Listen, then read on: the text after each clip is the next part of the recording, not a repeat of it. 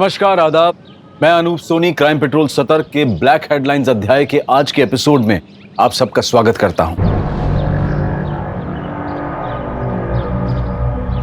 पता नहीं ऊपर वाले ने किस मिट्टी से बनाया मुझे।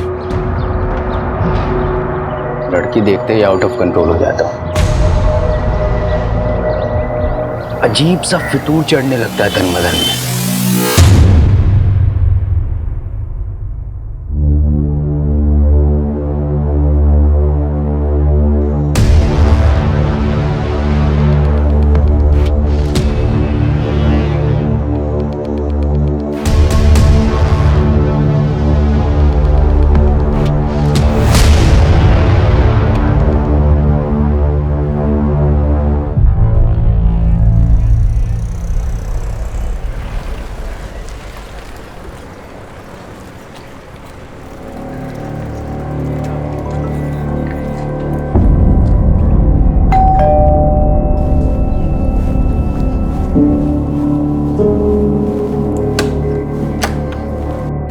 आ गई बेटा।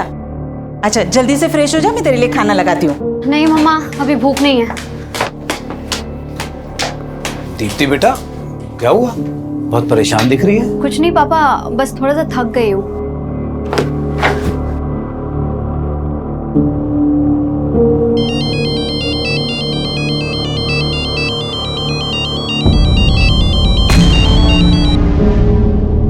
हेलो हेलो, अरे तुम कुछ बोल क्यों नहीं रहे हो? देखो, तुम जो कोई भी हो ना, ये हरकतें करना बंद कर दो, वरना बिल्कुल अच्छा नहीं होगा।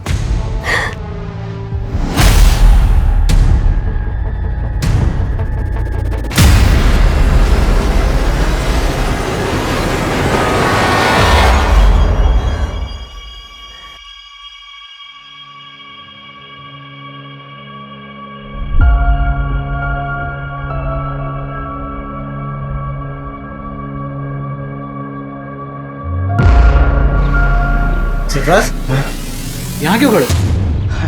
अरे कुछ नहीं भाईजान, बस देख रहा था हमारी बीवियाँ कितना काम करती है, कैसे मशरूफ रहती है काम में। जुबैदा, और तुम कहाँ मशरूफ थे? दिन भर से दिखाई नहीं दिए। देखा भाईजान, आपकी बहन एक बार मुझे देख न लेना तो दिन नहीं कटता इनका। क्यों मिस कर रहे थे हमें? कमाल की जोड़ी है तुम दोनों की। एक साथ होते हो ना तो रौनक आ जाती है। अरे कहाँ भाभी जान, दूर के ढोल सुहाने होते हैं, वरना किस्मत तो अरबाज भाई की अच्छी है जो आप उनके गले का हार बनी। हमारी किस्मत में तो कांटे लगे हैं बस। अच्छा, बहुत चुपती हूँ ना मैं, भी बताती हूँ। आयशा ये क्या कर रही हो? बहुत चुपती हूँ ना मैं। रुको रुको, अरे आयशा आयशा ये क्या कर रही तुम? आयशा ये बाहर निकलो। सरफराज, बच्चों की तरह। सॉरी भाभी, देखा तेरी मस्ती में भाभी के कपड़े खराब हो गए। तुम्हारे घर, अरे कोई बात नहीं, मैं चेंज करके आती हूँ।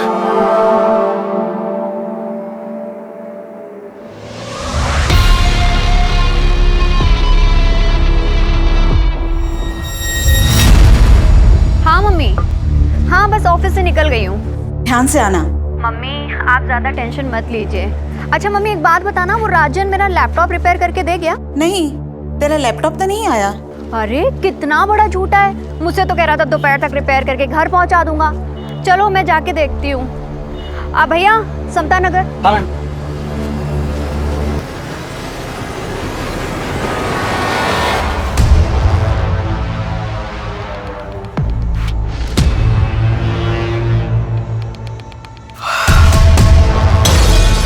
सरफराज, हाँ? इतनी रात में क्या कर रहा है? कुछ भी नहीं, नींद नहीं आ रही थी तो पुरानी यादें ताजा कर रहा था। पुरानी यादें लैपटॉप में? आयशा ये क्या कर रही हो तुम? मैं शादी की वीडियो देख रहा था यार अपनी। आज तो हमारी शादी की वीडियो देख रहे थे ना, मैं भी देखती हूँ। तुम बिल्कुल ही पीछे पड़ जाती हो। शादी का वीडियो देख रहे थे या किसी की सुहागरात? कुछ भी। हाँ अच्छा, ये सब बोल के मूड बनाया जा रहा है ना, फैमिली प्लानिंग है ना। छोड़ो सरफराज, जब भी तुम्हारे पास आने की कोशिश करता हो तुम दूर कर देती हो मुझे। क्यों? मां नहीं बनना है या फिर बोर हो गई हो तुम मुझसे? तुम ना एकदम टू मच हो। चलो जल्दी से स्माइल दो। चलिए फिर।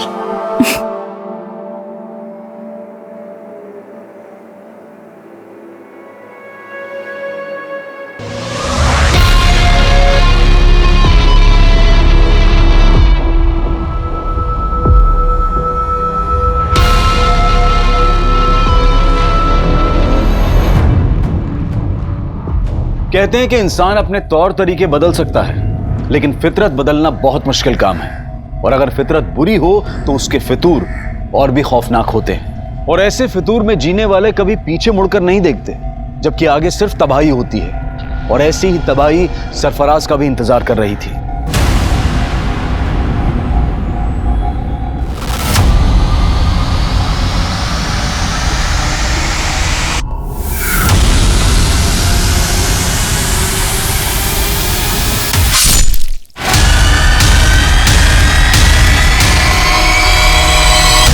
हत्या भले ही सरफराज की हुई थी, लेकिन वो फितूर नहीं मरा था जो इंसानी दिमाग से सोचने समझने की ताकत छीन लेता है। मरने वाला सरफराज भले ही बदनाम था, लेकिन मारने वाला एक अरसे तक गुमनाम था। ये एक ऐसा मर्डर केस था जिसको हेडलाइन तब मिली जब एक और इंसानी फितूर गुनाह के पांव पसार रहा था।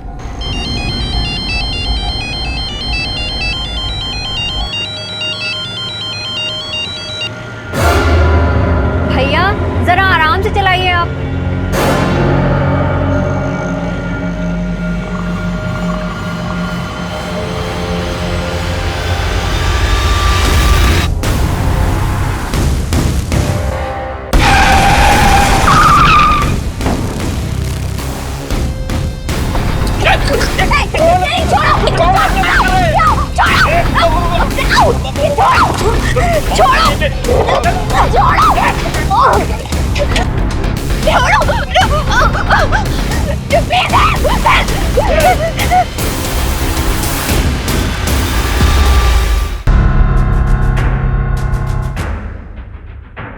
कुछ पता चला दीप्ति का? नहीं, वो राजन की दुकान पर अपना लैपटॉप लेने नहीं पहुंची और उसके ऑफिस वालों से भी कुछ पता नहीं चल रहा।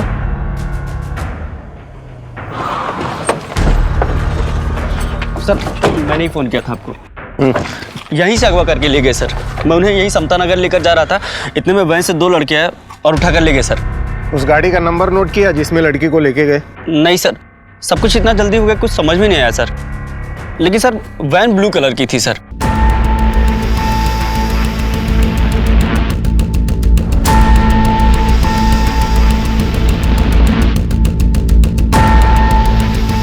दीप्ति किडनैपिंग केस देखते ही देखते इतना बड़ा बन गया था कि ये केस तुरंत क्राइम ब्रांच को सौंप दिया गया।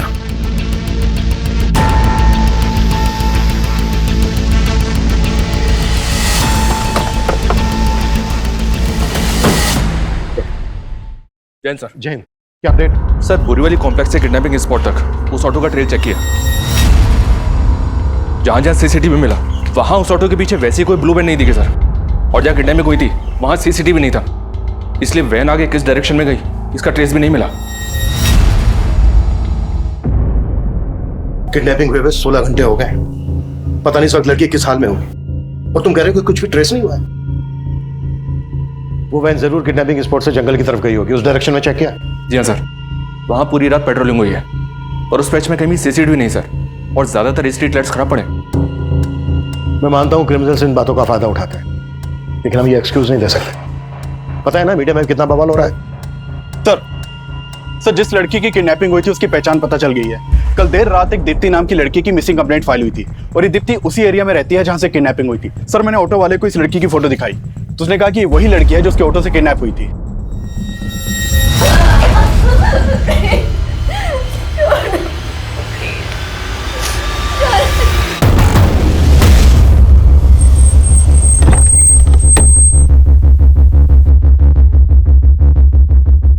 अरे लेकिन कुछ तो पता कीजिए, 2 दिन हो गए उससे गायब हुए हुए आप। मैं आपको कॉल करता हूँ थोड़ी देर में। क्या दीप्ति किडनैप हुई है?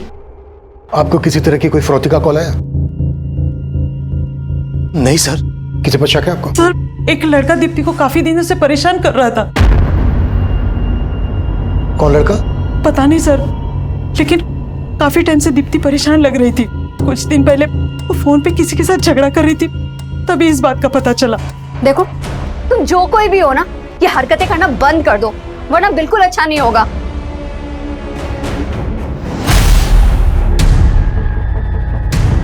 क्या बात है बेटा, किससे बात कर रही थी? मालूम नहीं मम्मा कौन है, आए दिन मुझे ब्लैंक कॉल करता रहता है और आजकल तो मेरा पीछा करना भी शुरू कर दिया है। और मम्मा आज तो उसने हद ही कर दी, मतलब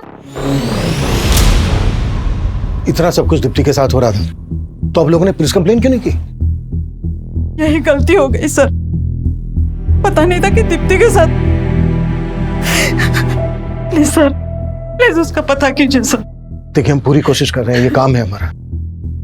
आप लोगों ने कल दीप्ति को आखिरी बार कब देखा था? जी कल सुबह जब ऑफिस जा रही थी। कहाँ ऑफिस है दीप्ति का? जी बोरीवली में एबल कंप्यूटर्स नाम की कंपनी है, वहीं पर सेल्स एग्जीक्यूटिव है। ऑफिस से निकलते वक्त उसने अपनी मम्मी को फोन भी किया था। अच्छा मम्मी, एक बात बताना, वो राजन मेरा लैपटॉप रिपेयर करके दे गया? नहीं, तेरा लैपटॉप तो नहीं आया। अरे कितना बड़ा झूठा है, मुझसे तो कह रहा था दोपहर तक रिपेयर करके घर पहुंचा दूंगा। चलो मैं जाके देखती हूँ। दीप्ति रात को 9 बजे तक घर ही नहीं पहुंची, फिर उसका फोन भी बंद आने लगा। मैं राजन की दुकान पर गया पूछने के लिए, तो वो कहने लगा कि दीप्ति वहां भी नहीं पहुंची। ये राजन की शॉप कहाँ है? हाँ सर, दीप्ति मैडम मेरी पुरानी कस्टमर है, उन्होंने अपना लैपटॉप ठीक करने के लिए मुझे दिया था। राजन भाई, अरे ये लैपटॉप चेक कर लेना, आजकल बहुत हैंग कर रहा है और इसमें वाईफाई का सिग्नल भी नहीं शो करता है। अरे मैडम 2 मिनट में चेक करके बताता हूँ प्रॉब्लम क्या है। आप बैठो ना, बैठो बैठो। ओए, इधर मैडम के लिए कोल्ड ड्रिंक लेके आ जल्दी। नहीं राजन भाई, मुझे ना बहुत लेट हो रहा है, आप इसको सही करा के ना घर पहुंचा देना बस। आप इसे भी रखो और पहुंचा देना आप, ठीक है? अरे मैडम 2 मिनट में देख। कल शाम 7 साढ़े 7 बजे उनका फोन भी आया था मुझे।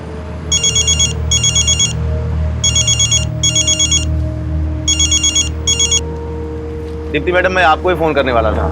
राजन भाई, लैपटॉप रिपेयर हुआ या नहीं हुआ? हाँ बिल्कुल रिपेयर हो गया है, लेकिन मैं पहुंचा नहीं पाया। आप दुकान पे आके ले जा सकती हैं? चलो ठीक है, फिर मैं ही आकर ले जाती हूँ। लेकिन फिर वो आई नहीं। रात में उनके पापा आए थे, दीप्ति को लेके काफी परेशान थे।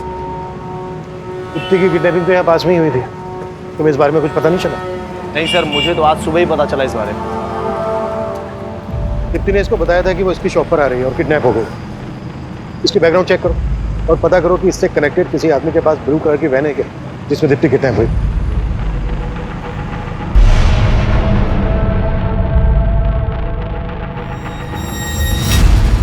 दीप्ति के पेरेंट्स ने बताया था कि कोई लड़का दीप्ति को ब्लैंक कॉल करता है, स्टॉक करता है। दीप्ति के कॉल रिकॉर्ड से स्टडी करो और जहां जहां दीप्ति का आना जाना था वहां सीसीटीवी फुटेज चेक करो।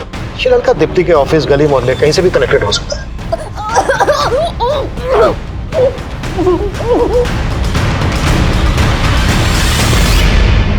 अरे भाई साहब, कमाल करते हैं आप भी।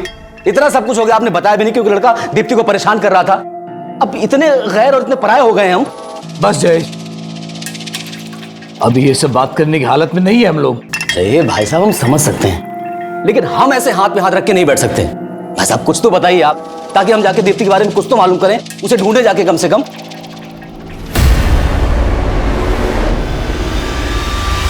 दीप्ति के किडनैपर्स तक पहुंचने के लिए दीप्ति के ऑफिस, घर, मोहल्ले हर जगह पूछताछ की जा रही थी, लेकिन दीप्ति को सही सलामत ढूंढने की पुलिस की कोशिश अब नाकाम हो गई थी।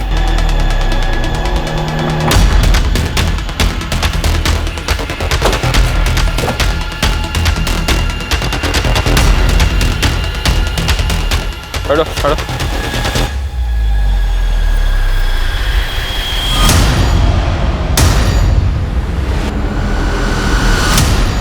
हालत देखकर तो लग रहा है सर इसके साथ रेप भी हुआ है।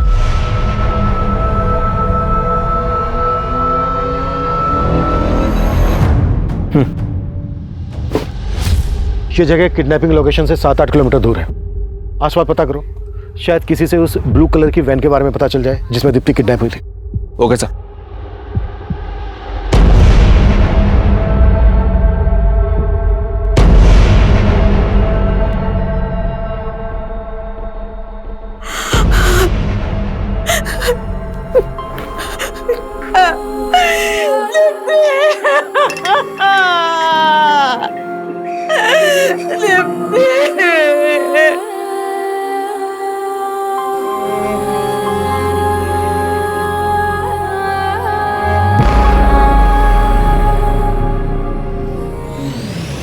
इस लड़के को जानते हैं आप लोग? नहीं सर, क्या इसी लड़के ने? संकेत नाम है इसका नंबर हमें दीप्ति के कॉल रिकॉर्ड्स में है। इनफैक्ट ये अपने 2 अलग-अलग नंबर से दीप्ति को कॉल करता था। सर एक मिनट, मैंने इस लड़के को ही देखा है।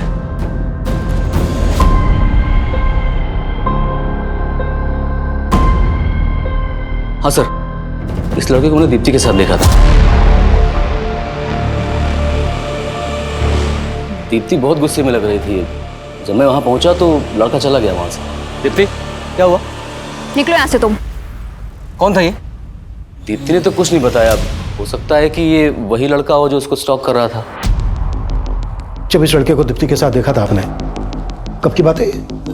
काफी समय पहले थी। कहाँ देखा था? दीप्ति के ऑफिस के बाद। सर मैंने कुछ नहीं किया दीप्ति के साथ, वो मेरी अच्छी दोस्त थी इसलिए फ़ोन करता था उसको। वो भी 2 नंबर से स्टॉक करता था उसको, पीछा करता था उसका? नहीं सर, मैं उसको स्टॉक क्यों करूंगा सर, वो मेरी बहुत अच्छी दोस्त थी, बल्कि मैं तो उसके साथ शादी भी करना चाहता था। अच्छा, तो बात यहाँ तक पहुँच गई थी? सर मैं झूठ नहीं बोलूंगा, मैं जिस कंपनी में जॉब करता हूँ उनको दीप्ति की कंपनी कंप्यूटर सप्लाई करती है, इस वजह से हमारी फ़ोन पर बातें होती थी। उसके बाद हम दोनों एक दूसरे को पसंद भी करते थे। ये लो। Thank you. यार दीप्ति, तुम इतनी इंटेलिजेंट हो, MBA भी किया हुआ है तुमने, ये कंपनी में क्यों फंसी हो? तुम्हें तो बहुत अच्छे जॉब ऑफर्स मिल सकते हैं। फंसी नहीं हूँ संकेत, मैं ना बस सही मौके का इंतजार कर रही हूँ। सही मौका मिलते ही मैं सीधा अब्रॉड। सच में? और जॉब के अलावा क्या सोचा है तुमने? मतलब? मुझे नहीं पता कि तुम कैसे रिएक्ट करोगी, but I really like you. क्या तुम भी मुझसे? सर पसंद तो वो भी मुझे करती थी, पर सर दीप्ति शादी करने के लिए तैयार ही नहीं थी। संकेत, मैंने तुम्हें कितनी बार बोला है कि मैं शादी के लिए अभी प्रिपेयर नहीं हूँ। यार दीप्ति, तुम सिर्फ अपने बारे में सोच रही हो। क्या तुम मुझसे प्यार नहीं करती? यार बार बार वही सवाल। मैंने बोल दिया, अब मुझे इस टॉपिक पर कोई बात नहीं करनी है संकेत। सर उसके बाद तो उसने मेरा फोन उठाना ही बंद कर दिया, इसलिए मैंने दूसरा नंबर लिया था और उसको कॉल करता था मैं। हेलो, अरे तुम कुछ बोल क्यों नहीं रहे हो? सर 1-2 बार उसने फोन उठाया, लेकिन मैं बात करने की हिम्मत जुटा नहीं पाया, और जब बात करने की कोशिश की तो वो और ज्यादा नाराज हो गई थी। हेलो दीप्ति, कैसी हो तुम? तुम मुझे इतने दिनों से ब्लैंक कॉल कर रहे हो? नहीं दीप्ति, मैं तो बस तुम्हें। बस करो, तुम्हारी फितरत ना मैं बहुत अच्छी तरीके से जानती हूँ, और अब मुझे दोबारा फोन मत करना। सर मैं तो बस उसको एक बार मिलना चाहता था, लेकिन उसका कोई जवाब ही नहीं आया। और जब तेरी ये समझ में आया कि वो तुझे अवॉइड कर रही है तो ये बात तेरे से बर्दाश्त नहीं हुई, इसलिए तूने दीप्ति को किडनैप किया और उसके बाद उसका रेप किया और मर्डर कर दी। सर क्या बात कर रहे हैं आप? मैं सच बोल रहा हूँ, मैंने उसके साथ कुछ भी नहीं किया, मैं कसम खाता हूँ। जब तुमने उस लड़के को दीप्ति से झगड़ते हुए देखा तब मुझे क्यों नहीं बताया? उस दिन तो बड़ी बड़ी बातें कर रहे थे, अब मुझसे ही पूछ रहे हो कि लड़का कौन है? अरे भाई साहब, अगर तब बता देते ना तो बड़ी मुसीबत हो जाती। अच्छा ठीक है, आज बता रहे हैं तो क्या आप सुन रहे हैं? क्या कहना क्या चाहते हो तुम? भाई साहब कहना ये चाह रहे हैं कि आप दीप्ति को अच्छी तरह से जानते थे, वो कैसी थी। अगर तब बोलते ना तो कहते कि मेरी लाइफ में ताक झांक कर रहे हो। देख लिया ना आपने, आप लोगों से कितना छुपाती थी वो। खबरदार जो मेरी बेटी के बारे में कुछ बोला तो। वो अब नहीं रही है। और नहीं भाभी जी, मेरे कहने का मतलब ऐसा नहीं था। तुम्हारा सब मतलब समझती हूँ मैं। मुझे ये बताओ कि तुम दीप्ति के ऑफिस के पास क्या करने गए थे? सर दीप्ति की पोस्टमार्टम रिपोर्ट के मुताबिक पहले दीप्ति को ड्रग्स देकर बेहोश किया गया, फिर उसका रेप किया गया। ये तो दीप्ति की लाश देखकर लग ही रहा था। Cause of death suffocation.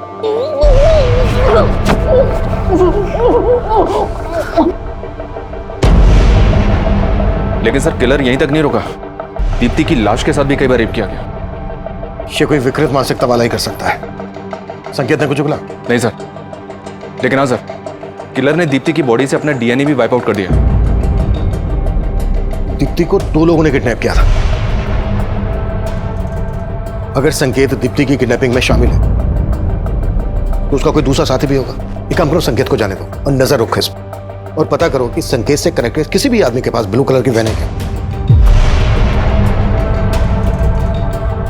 और सर इसके अलावा राजन के बारे में एक बात पता चली है। राजन पे तकरीबन 1 साल पहले एक लड़की ने मोलेस्टेशन का चार्ज लगाया था। केस स्ट्रांग नहीं था इसलिए छूट गया। इसे देखकर ही लग रहा था कि आदमी ठीक नहीं है। लेकिन सर फिलहाल इसके बैकग्राउंड में ऐसा कोई नहीं मिला है जिसके पास कोई ब्लू कलर की वैन हो। 1 मिनट। हाँ अभिषेक बोलो। सर राजन के बारे में पूछताछ की तो राजन का एक हेल्पर गिरीश सामने आया है। सर उसके पास राजन का एक लैपटॉप भी है।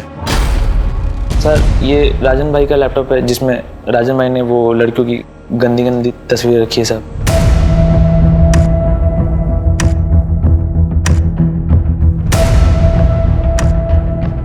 ये लैपटॉप तुम्हारे पास कैसे आया? साहब वो राजन भाई के यहाँ मैं बहुत सालों से काम करता था साहब, और पिछले 3-4 महीने की पगार वो मेरी लटका के रख रहे थे, और जब मांगने गया तो सब धक्का मार के बाहर निकाल दे रहे थे साहब। नहीं देता पगार, चल निकल यहाँ से, चल निकल। तो गुस्से में आके मैं लैपटॉप उठा के भाग गया साहब। ये लैपटॉप में जो लड़कियां हैं, कौन है ये? सर वो मालूम नहीं सर मुझे। राजन का दीप्ति को लेकर कैसा बिहेवियर था? साहब राजन भाई तो थोड़े अयास हैं साहब, मैंने साहब को बताया था साहब, और दीप्ति मैडम को लेके उनकी नज़र कुछ ठीक नहीं थी साहब। ठीक है, जाओ तुम। Thank you sir, thank you. Deepti के साथ जिस तरह से रेप किया गया उससे तो यही लगता है कि ऐसी मानसिकता वाला आदमी ऐसा कर सकता है। चेक करो, हो सकता है इसमें दीप्ति के भी फोटोग्राफ्स हो, और राजन को लेके आओ। सर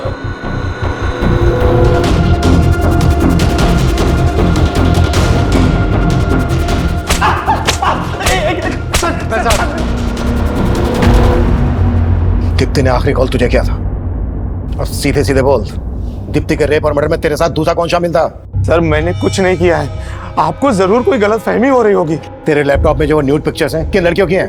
मेरे लैपटॉप में? मेरा कौन सा लैपटॉप? अरे वही लैपटॉप जो गिरीश तेरी दुकान से लेके भागा था। हाँ सर, गिरीश मेरी दुकान से लैपटॉप लेकर भागा था, लेकिन सर वो लैपटॉप मेरा नहीं है, वो तो एक लड़का मेरी दुकान पे मुझे बेच के गया था। अच्छा, तो कहानी सोच क्या है? सर मैं सच बोल रहा हूँ, एक दिन एक लड़का उस लैपटॉप को लेकर मेरी दुकान पे आया था और मुझे बेच के गया था।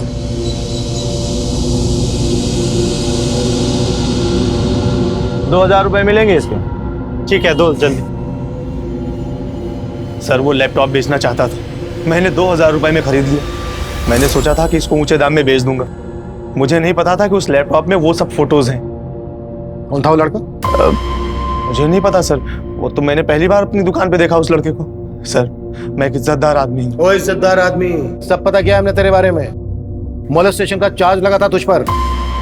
वो तो झूठा आरोप है सर मेरे ऊपर, मैं सच बोल रहा हूँ। ऐसे नहीं उगलेगा ये, उगलवा इस। Top sir sir sir sir sir एक सर सर मैंने लैपटॉप चेक किया, पर इसमें दीप्ति की कोई फोटो नहीं मिली। हो सकता है दीप्ति की फोटोग्राफ इससे डिलीट कर दी गई, इसका डिलीटेड डेटा रिट्रीव करो। ओके सर, और एक बात सर, ये सारी फोटोज मॉफ्ड हैं। मॉफ्ड? जी सर। यानी न्यूड पिक्चर्स के ऊपर दूसरी लड़कियों के फेसेस लगाए गए। Right sir. और एक बात सर, मैं जब लैपटॉप चेक कर रहा था तो मुझे सरफराज नाम का एक फोल्डर मिला सर, जिसमें इस लड़के के कई फोटोज हैं। ये देखिए, लैपटॉप से ज़्यादा कुछ तो पता नहीं चला सर, लेकिन जब मैंने लैपटॉप के सीरियल नंबर से इसके बायर का पता किया तो पता चला कि कुरला के रहने वाले सरफराज ने लैपटॉप खरीदा है सर। और ये देखिए सर, लैपटॉप पे भी एस लगा है। हो सकता है सर लैपटॉप खरीदने वाला सरफराज और फोल्डर के अंदर जिसके फोटो हैं वो सरफराज, ये दोनों एक ही हैं।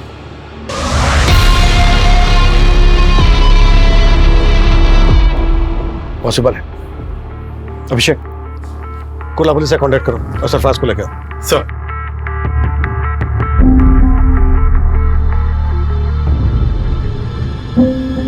आयशा चलो घर में गर्म चाय। सूरी,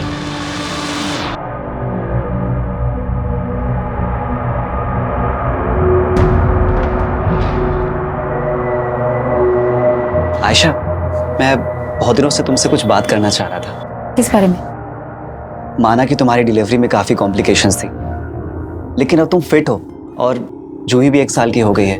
आयशा, तुम वही बिजनेस फिर से शुरू क्यों नहीं कर देती जो तुम जुबैदा भाभी के साथ करती थी? नहीं वसीम, अब हालात बहुत बदल गए हैं। मुझे नहीं लगता कि जुबैदा भाभी दोबारा वो काम शुरू करना चाहेंगी। तो तुम क्यों शुरू नहीं कर देती? क्यों? मेरा और जूही का खर्च चलाना मुश्किल हो रहा है क्या? आयशा, मैंने तुम्हारी हर मुश्किल को आसान किया है और तुम मेरे लिए मुश्किल नहीं बन सकती। और जूही, उसका नाम नहीं लिया तुमने? क्यों? वो सरफराज का खून है इसलिए?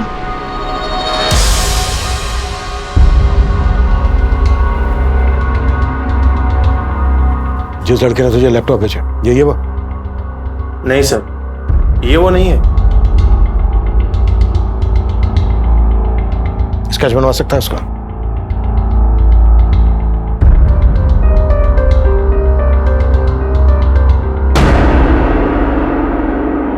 हाँ, वो लड़का कुछ कुछ ऐसा ही दिखता था। 2000 रुपए मिलेंगे इसके। ठीक है, दो। दीप्ति का जहां जहां आना जाना था वहां की मैंने सीसीटीवी फुटेज चेक करने के लिए बोला था। क्या अपडेट है उसका? सर हमने दीप्ति के फोन के लोकेशन के हिसाब से ऐसे कई एरियाज की फुटेज निकलवाई है, लेकिन सर फुटेज काफी ज्यादा है। फुटेज ज्यादा है तो ज्यादा आदमी लगाओ चेक करने के लिए। फुटेज में जहां जहां दीप्ति स्पॉट हुई है वहां पर उसको स्टॉक करने वाला भी हो सकता है, और वो संकेत, राजन, सरफराज कोई भी हो सकता है, या फिर ये स्केच वाला भी हो सकता है, जिसका पता लगाना है हमें। जी सर। दीप्ति की हत्या हुए अब 10 दिन बीत चुके थे, लेकिन दीप्ति के हत्यारे की तलाश में अब पुलिस को सरफराज से जुड़े ऐसे राज पता चलने वाले थे जो इस केस को और भी उलझा देने वाले थे। सर मैंने कुर्ला पुलिस से कांटेक्ट किया तो मालूम चला कि सरफराज पिछले 1.5 साल से लापता है। लापता है?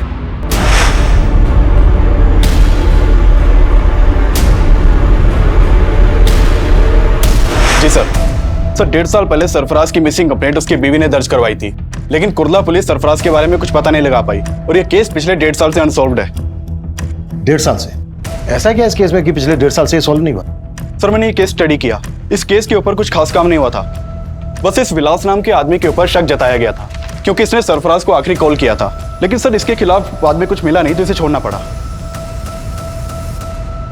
1.5 साल पहले सरफराज गायब होता है और 1.5 साल के बाद ये लड़का सरफराज का लैपटॉप राजन की दुकान पर बेचता है।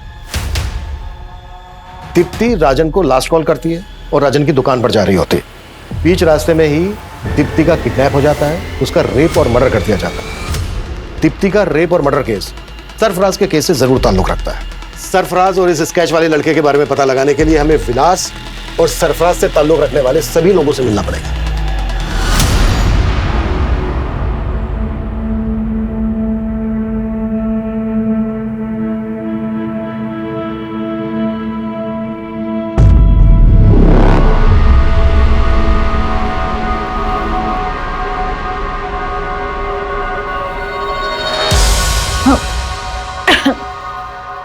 क्या हुआ ऐशा?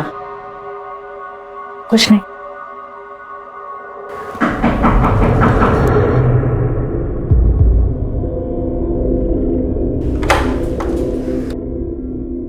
जी आयशा।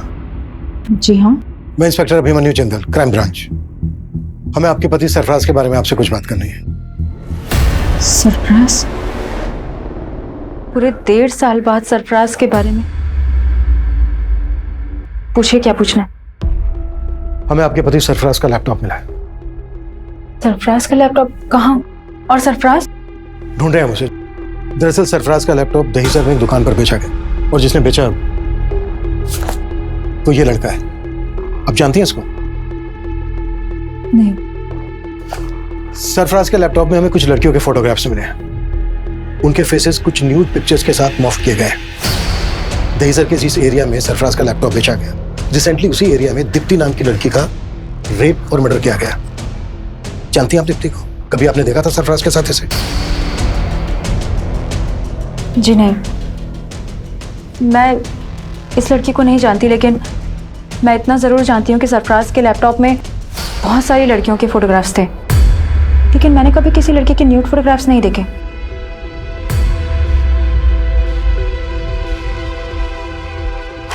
वो यही थी लड़कियां?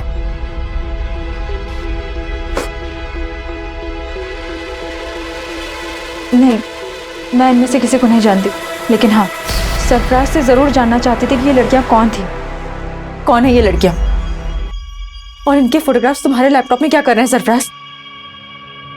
अच्छा, इसीलिए तुम उस दिन अपना लैपटॉप मुझे नहीं दे रहे थे, है ना? चुप क्यों हो? बोलो सरफराज। मेरा पास्ट, तुमसे शादी करने से पहले ये सारी लड़कियां मेरी लाइफ में आई थी एक एक करके। मैं सबसे प्यार करता था। फिर मुझसे शादी क्यों की? क्योंकि मैं इन सबके प्यार में नाकाम हो चुका था। मैं नहीं चाहता कि हमारा रिश्ता नाकाम हो। इतना सब जानते हुए भी मैंने सरफराज को माफ कर दी, लेकिन वो भरोसे के लायक ही नहीं था। एक दिन वही हमें छोड़कर चला गया। लेकिन सरफराज की मिसिंग कंप्लेंट लिखवाते वक्त ये बातें तो आपने बताई नहीं थी। क्योंकि मुझे उम्मीद थी कि एक दिन वो लौटकर जरूर आएगा। मेरे पेट में उसका बच्चा था, लेकिन ना तो उसे मेरी परवाह थी, न ही अपने बच्चे की। अगर वसीम ना होते, ना तो आज मैं जिंदा होती, ना ही मेरी बच्ची। वसीम? आप ही वसीम हैं? जी सर, मैं वसीम, सरफराज का दोस्त। और अब हम पति पत्नी। हाँ सर, आज से 1.5 साल पहले से मैं सरफराज के कांटेक्ट में था सर। वो एक ब्रोकर था और मुझे एक प्लॉट की तलाश थी सर, और इसलिए मैं उससे मिला था। और ये बात सर मैंने कुर्ला पुलिस को भी बताई थी। लेकिन 1.5 साल बाद अब हमें पता चला है कि इस आदमी ने सरफराज का लैपटॉप दहीसर में बेचा था। क्या उस दौरान कभी इस आदमी को सरफराज के साथ देखा था? नहीं सर, मुझे ध्यान में नहीं है। शायद कभी देखा होगा सरफराज के साथ में। इसका नाम सरफराज है, ये 1.5 साल से लापता है। क्या इसको जानते हैं आप लोग? कभी दीप्ति के साथ देखा इसको?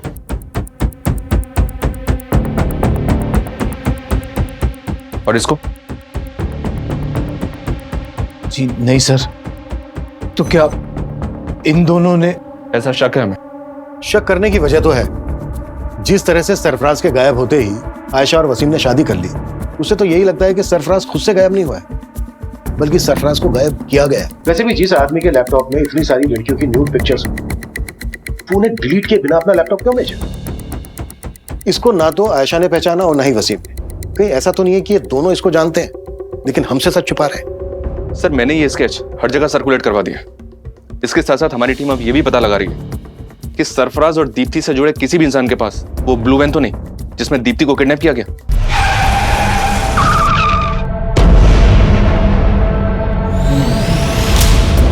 सरफराज के लैपटॉप में जितनी भी लड़कियों के फोटोग्राफ्स हैं, हमें उन सबकी पहचान पता करनी होगी। आशा का कहना है कि इन सभी लड़कियों के साथ सरफराज का अफेयर था। अगर ये सच है तो पॉसिबल है दीप्ति भी सरफराज का पास हो। लैपटॉप का डिलीटेड डेटा रिट्रीव हुआ? फिलहाल तो नहीं सर, जल्दी हो जाएगा।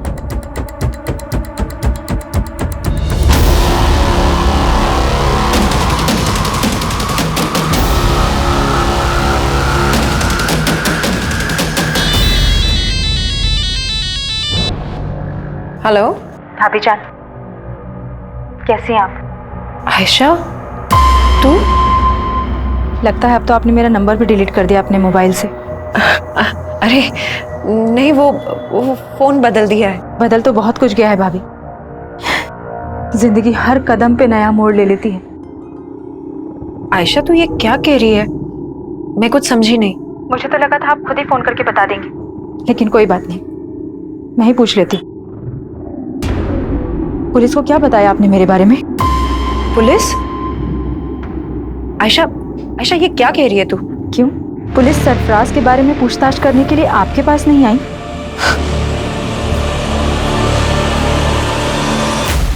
सर, हमने दीप्ति के ऑफिस के बाहर की पिछले 2 महीने की कई सीसीटीवी फुटेज चेक की।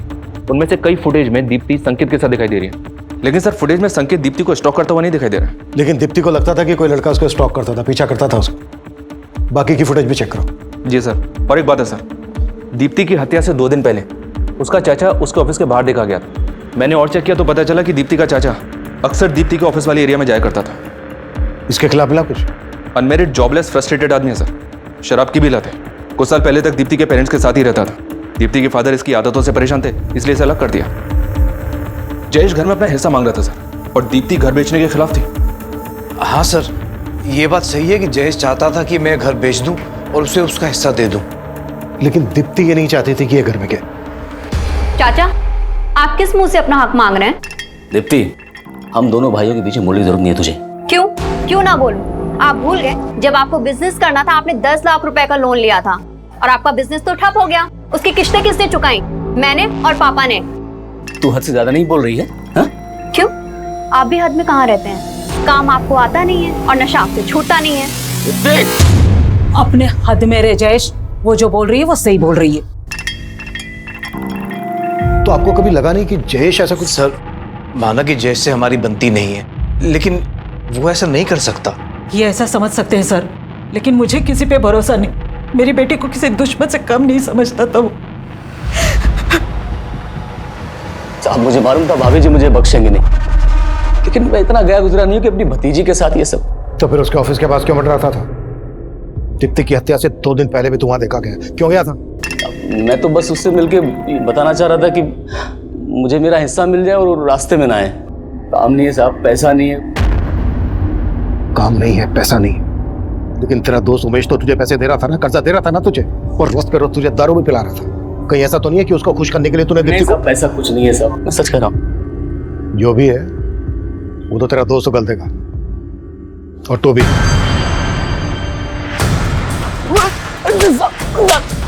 मैंने कुछ नहीं किया था सर। इस लैपटॉप का डिलीटेड डाटा रिट्रीव कर लिया गया है सर। इसमें दीप्ति के फोटोज नहीं मिले।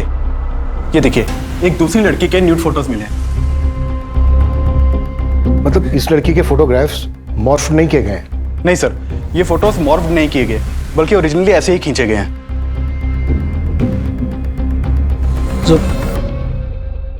जुबैदा क्या सोच रही? आपने हमेशा अपनी बहन के बारे में सोचा, कभी उसकी जिंदगी दागदार नहीं होने दी, लेकिन मुझ पर लगा ये दाग मुझे हमेशा परेशान करता रहेगा।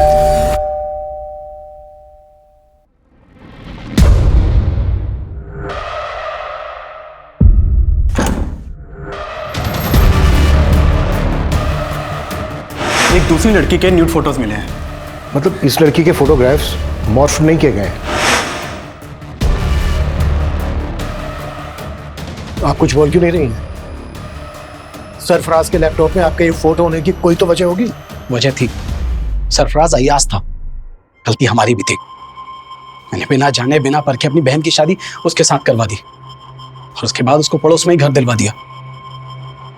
फिर वो मेरी बीवी पे ताक झांक करने लगा।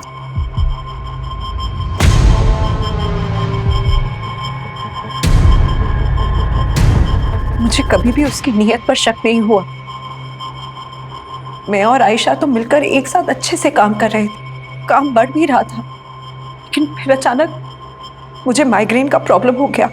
आयशा, मैं नहीं चाहता कि इस काम से जुबैदा को और ज्यादा तकलीफ हो।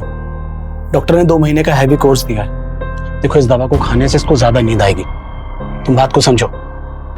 ऐसा करो कि कुछ दिन के लिए काम बंद कर दो। मेरी तबीयत की वजह से हमें कुछ टाइम के लिए हमारा काम बंद करना पड़ा, और एक दिन मैं दवा लेके बस आराम कर रही थी तो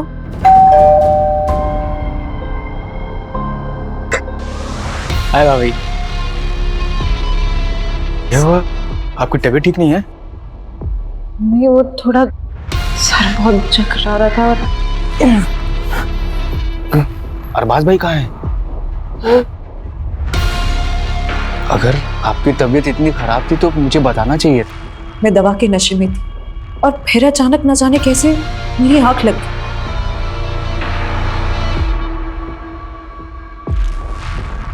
और फिर उसने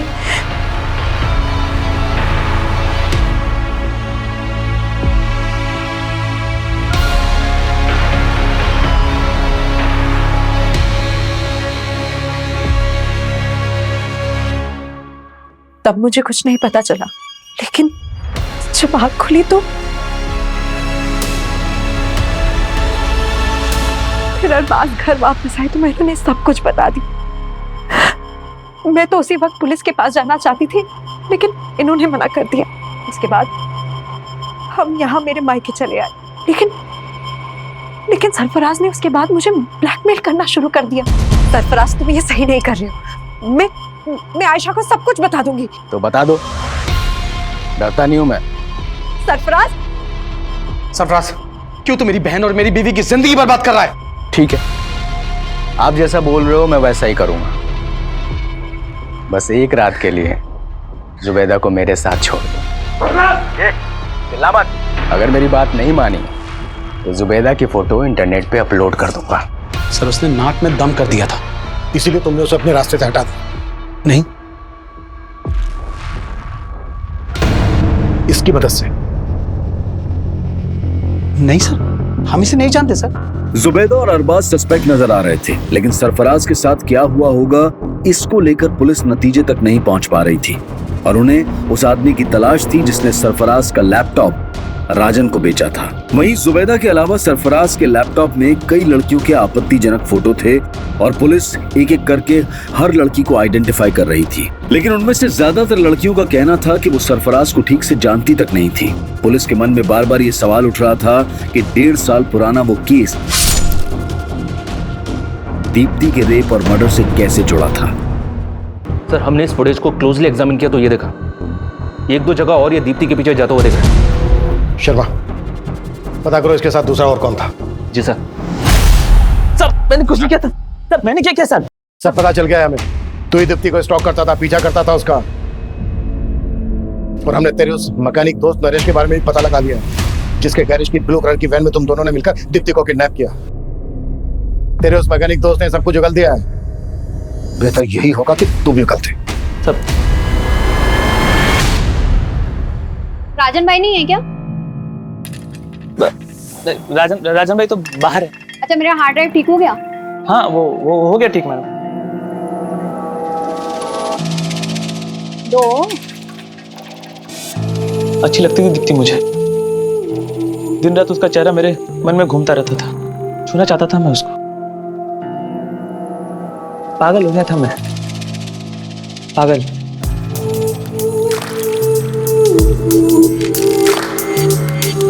प्यार करता था मैं उससे। अगर मैं उसको ये बात बोलता तो कभी नहीं मानती। मेरे को मालूम था उस दिन वो राजन भाई की दुकान पे आने वाली। आप दुकान पे आके ले जा सकती हैं? अपने दोस्त का प्लान बना के उठा लिया उसको।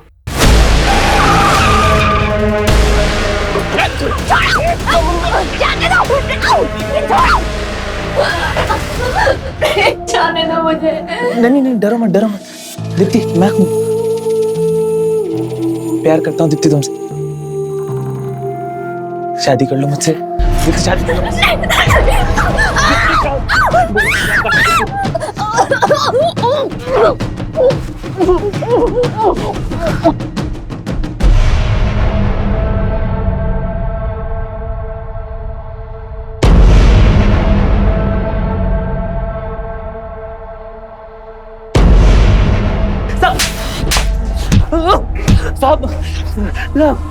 मरते तब तक तू उसका रेप करता रहा और मरने के बाद भी बोलता है प्यार करता था। कुत्ता साले, और इतना कुत्तों की इसकी चीखें पुलिस स्टेशन के 1 किलोमीटर दूर तक सुनाई देनी चाहिए।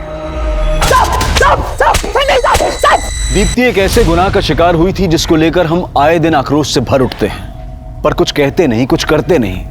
और आज ये बेबसी हम सब महसूस कर रहे हैं, लेकिन इसकी कोई रोकथाम नजर नहीं आ रही। दीप्ति रेप और मर्डर केस पुलिस सॉल्व कर चुकी थी, लेकिन सरफराज मर्डर केस अब भी बिना नतीजे के था।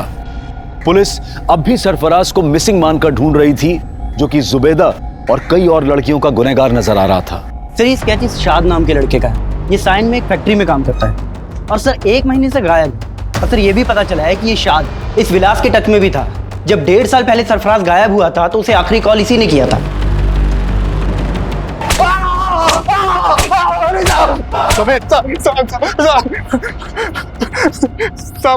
साथ मेरा दोस्त था साहब, और वो लैपटॉप मेरे स्टोर रूम में रखा हुआ था साहब। बिना पूछे मुझसे उठा के ले गया और उसे भेज दिया साहब। तो शाद इस वक्त कहाँ है? आपने उसका स्केच दिखाया था ना, मैं डर गया था साहब, मैंने उसे गांव भेज दिया। तो तूने और शाद ने मिलकर सरफराज को गायब किया था? नहीं साहब, शाद ने कुछ नहीं किया साहब। तो फिर कौन मिला हुआ था तेरे साथ?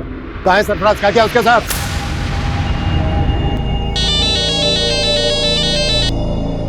हेलो विलास भाव, अरे बताओ क्या खिदमत करूं आपकी?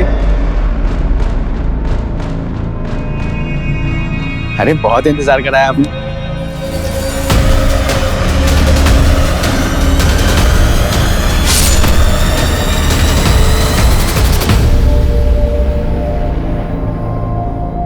लैपटॉप निकाल ले उसका, निकाल जल्दी। फिर मैं और यूसुफ मियां ने सरफराज की बॉडी को गड्ढे में डालकर ढक दिया और सब लैपटॉप लेके घर आ गए।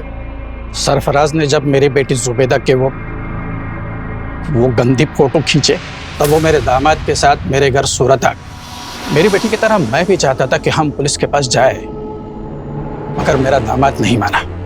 अगर हम पुलिस के पास गए तो हमारी बहन की जिंदगी बर्बाद हो जाए। अरे कैसे बातें कर रहे हैं आप? बात समझिए, अब अगर पुलिस के सामने अगर ये बात आई तो हमारी बड़ी बदनामी होगी।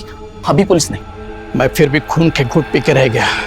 लेकिन जब उसने मेरे बेटी के फोटो इंटरनेट पर डालने की धमकी देनी शुरू की, तब मैं खुद गया उसे समझाने, उसकी मिन्नतें करने। खुदा से डर बेटा, वो फोटो डिलीट कर दे। अपनी बेटी दे दे, सिर्फ एक रात के लिए।